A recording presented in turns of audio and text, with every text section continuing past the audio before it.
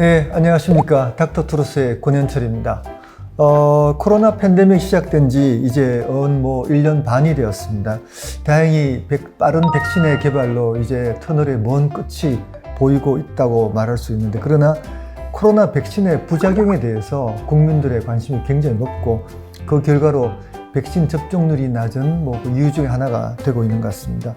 최근 갤럽 조사에 따르면 국가별 백신 수용도에서 우리나라는 65% 정도가 백신을 접종할 거라고 이야기를 해서 조사 대상 국가 가운데는 45위를 차지했다고 하는데요. 백신을 거부하는 이유 중에 가장 빈도가 높은 것은 역시 부작용에 대한 우려, 그 중에서도 특히 혈전의 위험에 대한 우려라고 할 수 있겠습니다. 그래서 만들었습니다. 코로나 백신과 혈전편. 지난 편과 마찬가지로 삼성서울병원 감염병센터의 센터장이신 정두련 교수님을 모시고 이야기를 나눠보겠습니다. 안녕하십니까. 예, 먼저 혈전이 무엇인가부터 얘기를 시작해야 될 것 같은데, 혈전은 제가 설명할까요? 예. 제가 그래도 순환기 내과이기 때문에 혈전에 대해서 설명을 드리죠. 혈전은 쉽게 말하면 피가 응고되는 과정이죠. 우리가 피부에 상처가 나서 피가 흐르면은 그 피를 흐르는 걸 막기 위해서 이 혈액 응고가 일어납니다. 피딱지가 생기죠. 이게 체외에서만 일어나야 되는데 혈관 내에서 일어나면은 이것을 이제 혈전이라고 합니다. 피혈자에 막을 전자, 혈액이 응고돼서 어떤 혈관을 막는 겁니다. 대표적으로는 사실은 동맥혈전과 정맥혈전으로 나눠요. 정맥혈전은 우리 흔히 아는 비행기 오래 타면은 다리 혈전 생기는 그런 이 심부정맥 혈전, 그리고 동맥혈전으로는 이 심근경색 때 생기는 관상동맥 혈전, 이런 것들이 대표라고 할 수 있겠습니다. 그래서 지금 코로나 백신 후에도 혈전증이 보고가 되고 있고, 최근 유럽에서도 이게 코로나 백신과는 좀 관계가 있다라고 이야기를 하고 있는데, 백신 접종 후에 보고는 혈전증은 좀 다른 특징이 있나요? 다른 혈전과 같나요? 어떤가요? 이제 가장 특징적으로 혈소판 감소증이 동반이 되어 있어야 합니다. 그 혈소판이라고 해서 결국 이제 출혈할 때 이제 그 지혈을 시켜주는 그런 혈액 성분인데, 그 혈소판 수치가 많이 떨어져 있는 그런 특징이 있어야 되고요. 그래서 이제 그 전문 용어로는 이걸 백신 유도, 혈전 호발성, 면역, 혈소판 감소증이라고 이제 결국 길군요. 네, 정부 지침에도 이제 그 명칭이 이렇게 명명이 되어 있는데, 일반적으로 이제 아까 설명해 주셨던 것 중에 이제 그 다리 정맥에 생기는 그런 혈전증, 그런 걸 저희가 떠올리기 쉬운데, 이 백신 관련이 있을 걸로 생각되는 이 코로나 혈전증은 좀 드문 부위에 혈전증이 생기는 특징이 있습니다. 그래서 가장 많이 보고되고 있는 것이 그 뇌에 있는 혈관인 그 뇌정맥동이라고 하는 정맥, 그리고 이제 장 쪽에 있는 그 내장 정맥에서 이제 주로 발생을 하고요. 대부분 그 모든 백신이 이와 밀접한 관련이 있는 건 아니고, 이제 아스트라제네카 백신처럼 그 이제 바이러스를 벡터로 해서 이제 개발되는 백신에서 이제 주로 보고가 되고 있습니다. 그래서 이제 아스트라제네카 백신 외에도 이제 같은 이런 바이러스 벡터에 해당되는 백신이 이제 얀센 백신이나 또 러시아의 그 스푸트니크 백신에서도 보고가 되고 있습니다. 그래서 주로 그 두 번에 걸쳐서 이제 접종을 하는 이 아스트라제네카 백신 같은 경우에 백신 1차 접종 후에만 주로 보고가 되어 왔고요. 접종하고 나서 한 4일에서 한 2주 사이의 기간, 그 사이에 주로 이런 혈전증이 발생을 하고 있습니다. 그래서 이제 가장 많이 생기는 그 뇌정맥동 혈전증 같은 경우에는 이제 증상을 알아야 사실 저희가 이제 의심을 해서 진단을 하고 또 이거에 대한 치료를 해야 될 텐데요. 되게 이제 접종하고 나서 한 4일 정도 이후에 지속적이고 아주 심한 두통이 나타나기 시작을 해서 오랫동안 지속이 되고, 또 어떤 분들은 경련이 나타나는 경우도 있고, 그 외에 여러 가지 신경학적 증상을 보이기도 합니다. 또 이제 내장정맥 혈전증 같은 경우에는 이제 배에 있다 보니까 배가 아프고 메스껍거나 토하기도 하고, 또 심한 분들은 혈변을 보기도 한다고 합니다. 그래서 백신 접종 이후에 뭐 한 4일 정도 지나서 뭐 이런 증상이 생길 때는 매우 드물지만 이런 백신 코로나 관련된 코로나 백신 관련된 혈전증은 아닌지 뭐 의심해 볼 필요가 있겠습니다. 그래서 뉴스에 보면은 간혹 뭐 폐동맥 혈전이나 뭐 다른 부위에 혈전이 생겨서 방역 당국에 신고를 하면은 이거는 백신과 관련이 없다. 이렇게 얘기되는 경우가 있잖아요. 그죠? 그래서 여기에 대해서 뭐 국민들께서 많은 의구심을 갖고 있는데, 그래서 방역당국에서 혈전이 있다고 신고를 하면은 위치가 이상하거나 또는 혈소판 감소가 있어야 백신과 관련이 있는 걸로 생각한다는 거죠. 네네. 그렇게 이제 의심을 하게 되는 거고요. 이제 그 다음에 이제 조금 더 확실한 진단을 위해서는 이제 그 혈소판에 대한 형성되는 항체가 항체. 있는데 예, 예. 이제 그걸 검사할 수 있는 검사 키트가 있습니다. 예. 그래서 이제 보건 방역 당국에서는 최종적으로 이제 그런 확진 과정을 거치게 됩니다. 뭐, 이 정부에서 발뺌을 하는 것이 아니라 이거는 의학적으로 분명히 밝혀진 겁니다. 그래서 그런 데 대해서는 좀 의구심을 안 가졌으면 좋겠고요. 그래서 저 뇌정맥 혈전이라는 것은 사실은 굉장히 좀 잘 알려지지 않은 거라서 임상적으로 우리가 흔히 보는 건 아니에요. 그죠? 네. 가끔 뭐 이 부위에 감염이 있거나 하면 생기는 건데, 여기 지금 제가 사진을 하나 좀 찾아왔습니다. 보면은 이 부위에 그냥 CT를 찍었을 때 이 부위 하얗게 보인다든가, 좀 잘 보이실지 모르겠지만 이 조영제를 주면은 이 부분에 약간 우리 필링 디펙트라고 그러는데 조영제가 들어가지 않는 부분이 생기면서 이것 때문에 뇌압이 증가하고 두통이 생기고 구토하고 뭐 그런 게 생긴다는 거죠. 상당히 좀 이게 백신과의 관련성은 분명하게 밝혀진 거죠. 일단은 그 이론적으로는 지금 상당히 발생 기전에 대해서 조금 많이 연구가 된 상태고요. 그 일반 인구 집단에서 발생하는 이 뇌정맥동 혈전 그 발생률보다는 이 백신 접종자에서 유의하게 높게 나와서 지금 이제 유럽 그 의약품청에서도 그 인과관계성에 대해서 뭐 상당히 관련이 있어 보인다라고 결론을 낸 상태입니다. 그러면 이 혈전증이 사실은 얼마나 위험한가를 알려면은 백신을 맞고 혈전이 생기는 게 얼마나 위험한가를 알려면은 얼마나 자주 생기나 이걸 좀 들여다봐야 될 것 같아요. 그죠? 이제 관심이 많은 아스트라제네카 백신을 맞고는 혈전이 생기는 빈도가 어느 정도 되고 있죠? 지금 이제 아스트라제네카 백신은 주로 이제 영국과 그 유럽연합 국가들에서 이제 많이 사용이 되면서 그쪽 자료가 많이 쌓여 있습니다. 그래서 유럽 데이터에 의하면 그 접종자 100만 명 중에서 뭐 한 5명에서 10명 정도에서 발생을 했다고 하고요. 지금 이제 아스트라제네카 백신은 아니지만 그 이제 같은 바이러스 벡터 백신으로 이제 미국에서 사용되는 백신은 얀센 백신이 있죠. 우리나라에도 우리나라에 들어왔죠. 들어왔지만 그래서 미국 이제 식품의약품 안전청 데이터에 의하면 그건 조금 빈도가 낮습니다. 100만 명당 한 0.9명 정도가 되겠고요.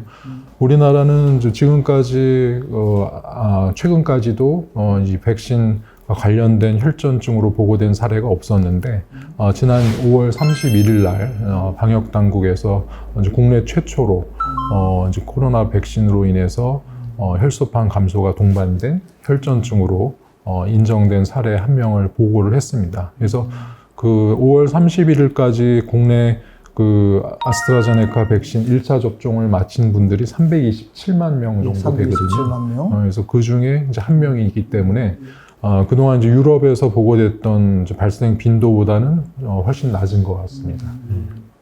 그래서 관심이 많은 분야가 이 아스트라제네카 백신도 있지만 화이자 백신은 그럼 빈도가 어느 정도로 추정하고 계시나요? 화이자 백신 같으면은 이 아스트라제네카 백신처럼 그 이제 바이러스 벡터로 이제 만들어지는 백신보다는 발생 빈도가 낮습니다. 아주 뭐 하나도 발생 안 한 건 아니고요.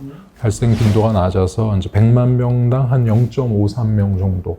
그게 이제 일반 인구 집단에서 자연적으로 발생하는 이제 뇌 정맥동 혈전증 발생 빈도가 그 정도 되거든요. 그래서 그냥 일반 인구 집단에서 발생하는 정도. 그러니까 백신과 인과성이 있는지는 잘 모르는 거죠. 그 화이자 백신에 대해서는 또 연구마다 조금 다른 부분이 이때까지는 뭐 굉장히 낮은 걸로 그 아스트라제네카보다 낮은 걸로 되어 있지만 최근에 옥스퍼드 팀이 미국에 데이터를 가지고 연구한 바에 하면은 역시 100만 명 중에 한 4명 정도까지도 보고가 되고 있어서 이게 사실 워낙 빈도가 낮잖아요. 그죠? 네. 100만 명 중에 몇 명 그러면은 이거는 어느 그룹을 어떤 시기에 잡느냐에 따라서 얼마든지 한 명에서 1명까지 달라질 수 있는 부분이니까.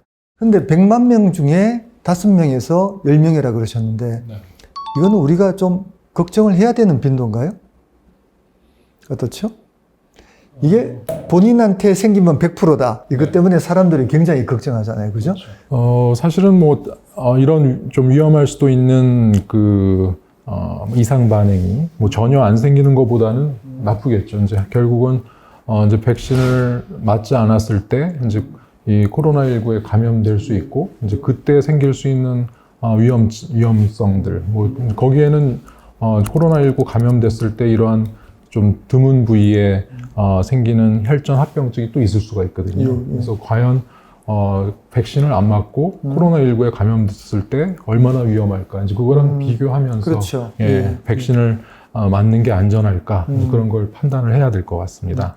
그래서 코로나 감염이 되면은 코로나 감염 시에도 혈전이 많이 합병증이 있다고 듣고 있어요. 네. 그 어느 정도 발생하죠? 보통 이제 코로나19 감염되면 이제 아까 처음에 소개해 주신 대로 정맥이나 동맥에서 생길 수 있는 여러 혈전 합병증이 많이 생긴다고 합니다. 그래서 그 입원한 환자에서의 데이터를 보면 어떤 데이터는 6%에서 또 많게는 28%까지도 상당히 많이 생기네요. 보고가 그죠? 있고 이 혈전 합병증이 동반되는 코로나19 환자는 이제 혈전 합병증 없는 환자에 비해서 사망률이 한 74% 정도 높아진다는 사망률도 높고요. 보고가 있습니다. 또한 이제 이런 다리 혈관이라든지 아니면 폐동맥이라든지 그런 일반적인 부위의 혈전 합병증 말고도 계속 저희가 이제 말씀하고 드리고 있는 이제 코로나19 백신과 관련 있는 그런 이상 반응으로 생각되는 뇌정맥동 혈전증도 이 코로나19 감염 환자에서 발생을 하는데요. 외국의 이제 대규모 연구에 의하면 이제 코로나19 진단되고 나서 한 2주 기간 동안에 여기도 마찬가지로 이제 분모를 100만 명으로 봤을 때 100만 명 환자당 한 42.8명에서 뇌정맥동 혈전증이 발생했다고 보고가 돼 있습니다. 코로나 감염이 되면은 이 감염이 됐을 때 뇌동맥동, 머리에 혈전증이 생길 가능성이 백신 맞고 혈전이 생길 가능성의 10배 정도 되네요. 그러니까 약 10배. 8배에서 10배 정도 10배 정도 되고 코로나 감염이 됐을 때 생길 수 있는 혈전증에 비해서는 하여튼 백신 맞고 생길 혈전증의 가능성이 굉장히 훨씬 낮은 적은 거죠. 거죠. 훨씬 적은 거죠. 그죠? 백신과 관련된 이 혈전증이 잘 생기는 부위가 뇌정맥동이지 않습니까? 그래서 뇌정맥동 혈전증 발생률을 이제 백신 맞지 않은 그냥 일반 인구 집단에서 자연적으로 생기는 발생률하고 비교해 봤을 때 이 아스트라제네카 백신 1차 접종한 후에는 한 10배 정도 증가하는 건 맞습니다. 하지만 이제 반면 이제 코로나19에 감염됐을 경우에는 한 80배 정도 증가한다는 거죠. 그래서 이제 백신 맞지 않고 코로나19에 감염되는 경우에 비해서는 이 백신 접종한 경우에 훨씬 더 적게 이 뇌정맥동 혈전증 발생의 위험이 생긴다. 그렇게 생각하시면 되겠습니다.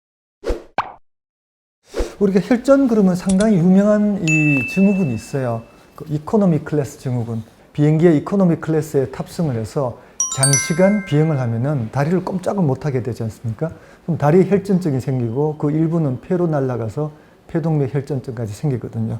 그 이코노미 클래스 증후군이 2013년에 WHO에서 발표한 바에 의하면은 4시간 이상 비행 시에 100만 명당 167명. 그거는 코로나 백신 맞고 혈전증 생길 확률의 30배입니다. 사실 우리가 비행기 탈 때 이 이코노미 클래스 증후군에 대해서 그렇게 걱정은 안 하잖아요. 그죠? 근데 코로나 백신 맞고 생길 혈전증은 그 위험의 30분의 1이다. 이렇게 이야기하시면은 이 백신 맞을 때 혈전증을 우리가 얼마나 걱정해야 되는가 이걸 대강 좀 알 수 있을 것 같아요. 그죠? 그래서 혈전증은 생기면은 위험하긴 하지만 그래도 그 빈도가 실제 굉장히 낮고 코로나 백신을 맞고 감염이 안 걸리는 것이 혈전증의 위험을 더 낮추는 길이다. 네. 이렇게 얘기할 수 있다. 그죠? 그래서 아까 말씀하실 때 이 아스트라제네카 백신도 1차 접종에는 위험하지만 1차 접종 후에는 혈전증이 생길 수 있지만 2차 접종에서는 생기지 않는다고 말씀하셨는데 네. 2차 접종은 아직 뭐 세계적으로도 전혀 보고가 없는 건가요? 그러니까? 예, 제가 알기로는 아직까지 그 아스트라제네카 백신 2차 접종 후에 이제 관련 혈전증 보고는 없는 걸로 알고 있습니다. 예. 그래서 2차 접종은 정말 안전하다고 생각하시면 될 것 같고요. 사실은 제 환자는 이제 관상동맥 질환이나 또 일부 뭐 뇌졸중, 동맥 혈전에 의한 병으로 오시는 분들이 많기 때문에 이런 분들이 백신을 맞으면은 혈전 위험이 더 높아지지 않느냐 이런 질문을 많이 받아요. 네. 뭐 거기에 대한 뭐 보고나 연구가 있나요? 아직 보고는 없는 걸로 알고 있고요. 아직 사실 이 백신 관련해서 이 혈소판 감소하고 혈전증 생기는 거에 어떤 위험 인자가 있는지는 알려져 있는 바는 없습니다. 네. 근데 말씀하신 이제 그런 기존의 뭐 관상동맥 질환이라든지 뭐 이제 뇌졸중이라든지 이제 그런 환자분들이 걱정을 많이 하시는데 기존의 그런 혈전 생성되는 질환하고는 이제 발생 기전이 많이 다르기 때문에 실제 그런 환자에서 이 백신 접종으로 인해서 이 혈전증 이상 반응의 그런 위험도가 더 상승하진 않는다. 네. 지금 그렇게 네. 보고 있습니다. 네. 혈전증이 있는 병을 앓고 있는 분들도 코로나 백신을 맞는다고 혈전증의 위험이 더 증가하는 건 아니다. 아니다. 네. 그래서 이전 코로나 백신 편에서도 우리가 얘기를 했지만 기저질환이 있는 환자, 방금도 얘기했지만 혈전이 있는 혈전에 의한 병을 갖고 있는 기저질환이 있는 환자에서 코로나 백신을 맞는 것이 안 맞는 것보다 더 안전한가? 예. 라에 대해서 예. 똑부러지게 대답을 하시면 결국 이제 백신을 접종하지 않는다면 언젠가는 사실 코로나19 뭐 폐렴에 이제 걸릴 위험성은 항상 있는 거고요. 그런 코로나19 이제 감염이 됐을 경우에 조금 아까 저희가 자료를 본 것처럼 이 코로나19 감염만으로 생기는 이 혈전증 위험이 또 아주 높기 때문에 그런 걸 예방하기 위해서라도 뭐 아주 드문 지금 혈전증 보고가 있습니다만 이 코로나19 백신을 맞으시는 게 당연히 좋겠고요. 그리고 아까 좀 유럽 자료와 비교를 해봤지만 뭐 우리나라에선 다행히 유럽에서 발생하는 혈전증 빈도보다는 매우 낮기 때문에 이제 그런 점에서도 조금 더 안심하고 맞으시면 좋을 것 같습니다. 한마디로 기저질환이 있으신 분들은 그렇기 때문에 더 백신을 맞는 것이 더욱 좋습니다. 그리고 혈전 때문에 많이 들어오는 외래에서 많이 질문하는 것 중에 하나가 뭐냐면은 건강검진을 받는데 백신 맞아도 되나요? 네. 또는 뭐 시술을 하는데 또는 수술을 하는데 백신 맞아도 되나요? 그러니까 하여튼 여기 합병증에 대한 얘기가 많이 나오니까 뭐 나는 어머니와 친척들 중에 혈전이 있는 사람이 많은데 괜찮냐? 실제로 저희가 답하는 거는 아무런 관련이 없어요. 그죠? 아무런 것도 관련이 없어요. 특히 혈전과 관련은 굉장히 위험이 낮기 때문에 어떤 상황에서 다 맞으셔도 됩니다. 그래서 이 혈전 문제가 생기니까 더욱더 이제 화이자 백신이 좋으냐, 아스트라 백신이 뭐 나쁘냐, 이게 대한 논란이 더 많은 것 같아요. 그죠? 뭐 혈전 관계 또 여러 가지를 고려한 관계에서 한번 정리를 다시 해주시면 좋을 것 같아요. 글쎄요, 이제 그 효능 효과 면에서는 뭐 화이자 백신이나 아스트라제네카 백신이나 뭐 약간의 차이는 있습니다만 둘 다 아주 좋은 백신인 건 이미 틀림없다라는 자료들이 많이 나왔고요. 단지 이제 이상 반응 면에서요 혈전증 부분이 이제 아스트라제네카 백신에서 조금 더 화이자 백신보다는 이제 인과성이 있어서 우려들을 하시는데요. 이제 뭐 굉장히 드문 이상 반응이고 실제로 뭐 코로나19 감염 환자에서도 발생할 수 있는 그런 혈전 부작용이기 때문에 크게 염려 안 하셔도 될 것 같고요. 실제로 저희 뭐 삼성서울병원 뭐 의료진 포함해서 직원의 거의 대부분은 아스트라제네카 백신을 저도 아스트라제네카 백신 맞았어요. 그래서 저도 아스트라제네카 백신을 맞았고요. 아스트라제네카 맞았어요? 저도 아스트라제네카 맞았습니다. 화이자 백신은 실제 그 코로나19 환자를 직접 담당하는 의료진에 국한해서 저희가 접종을 진행을 했고 센터장이지만 직접 환자를 보진 않기 때문에 냉랭하게 아스트라제네카를 맞았군요. 실제로 이제 그 프로텍션, 그러니까 안 걸리게 하는 확률은 화이자가 좀 낮지만 중환자가 되게 하는 확률은 화이자나 아스트라제네카나 다 훌륭하고, 예. 혈전증은 아스트라제네카가 좀 높긴 하지만 둘 다 워낙 낮기 때문에 뭐 우열에 대해서 뭐 구태여 얘기할 필요는 없다. 아마 그 정도는 아마 정리하면 될 것 같습니다. 아스트라제네카 이 좋은 백신이니까 걱정하지 말고 맞으십시오. 제가 제 가족들에게도 그렇게 얘기하고 있습니다.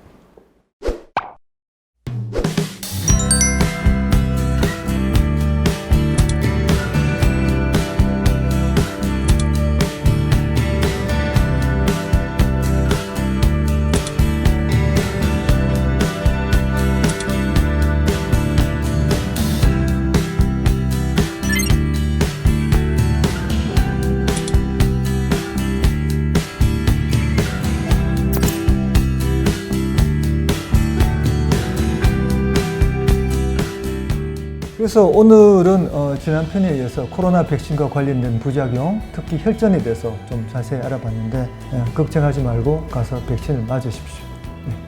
이게 뭐 간단한 결론이 되겠습니다. 네. 예, 감사합니다.